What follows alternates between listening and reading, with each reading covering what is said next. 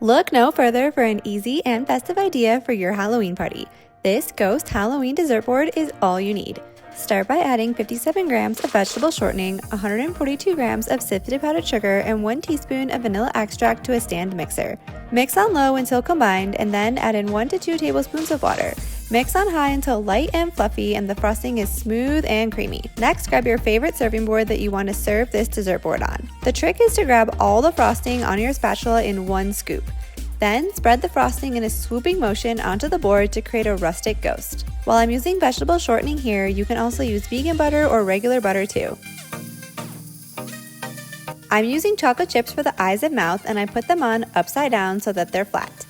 Next, I'm adding in some of my favorite organic treats to this Halloween dessert board, starting with organic gummy worms. Next, I'm adding in Newman's own organic O's, which are basically just organic Oreos, but I love that they are black for Halloween. Then I picked out just the green and purple Giggles for monster colors. Giggles are just YumEarth's version of organic Skittles.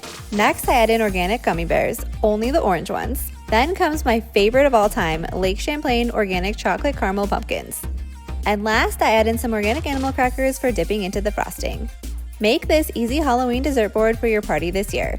For more organic Halloween ideas, be sure to hit that subscribe button and join me next time in the kitchen.